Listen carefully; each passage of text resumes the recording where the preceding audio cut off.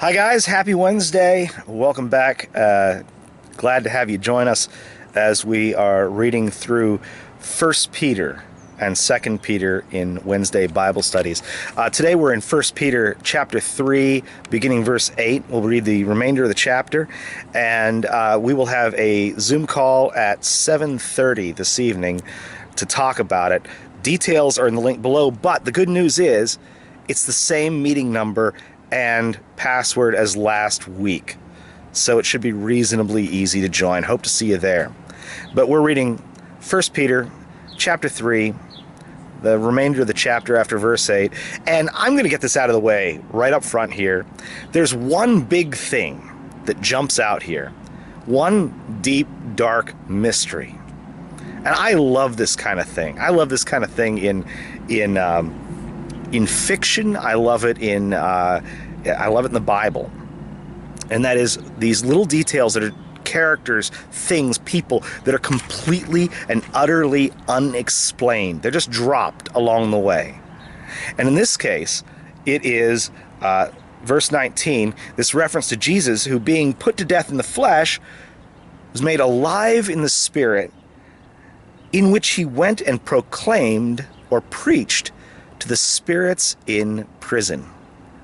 Now, what on earth does that mean? Well, there's some possibilities, but like I said, I love this kind of thing. My favorite character in the Lord of the Rings books never made it into the movies. It's Tom Bombadil, and he was explicitly written by J.R.R. Tolkien in order to be one of these mysteries who you don't know who or what this guy is. He might be God. It's not 100% clear. In any case, I love this stuff. So I'll lay down three possibilities. I just coughed, but good news, there's no one within 100 feet of me.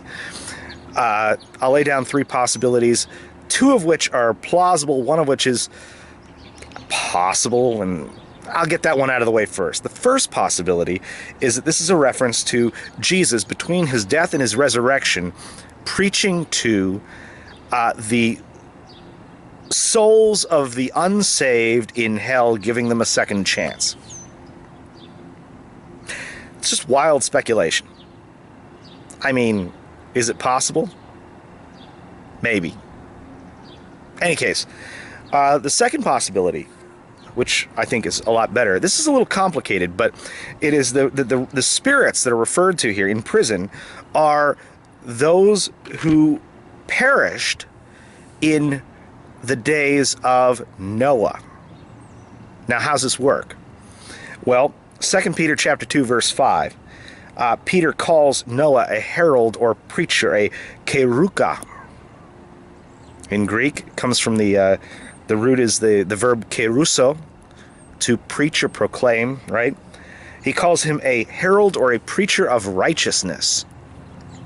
In 1 Peter chapter 1, we read this just a little bit back, chapter 1, verse 11, says that the Spirit of Christ was speaking through the Old Testament prophets. Now you put that together, and what you get is that this is a reference to Christ preaching through Noah, as through the other Old Testament prophets.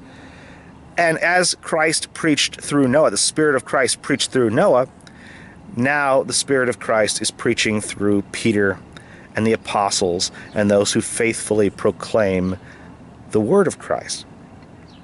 Now, it's possible. The third possibility is that the spirits referred to here are fallen angels. Now, yeah, we're getting a little exotic here. Fallen angels cast into hell awaiting judgment.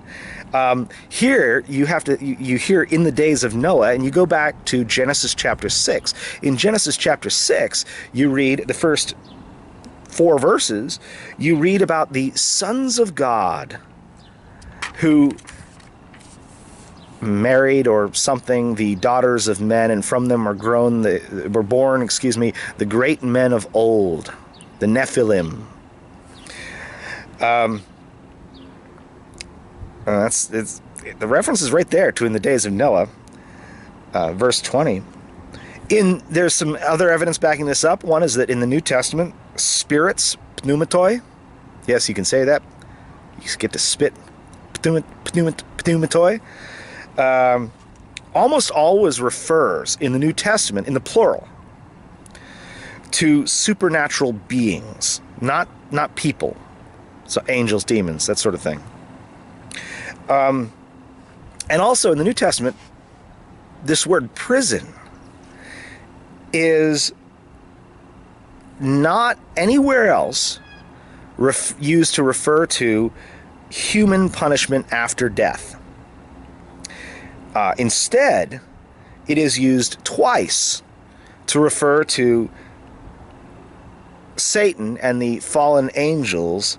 You'll find this in 2 Peter chapter 2, verse 4, and in the 6th verse of Jude, in which case the message that Jesus proclaimed to the spirits in prison was a message of his triumph over Satan, his victory.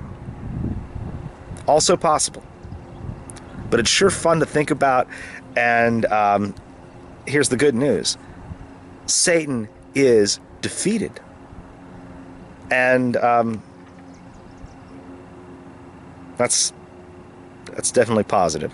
So hope to see you this evening, and we will talk about the rest of the chapter here, and anything else you want to talk about. See you then.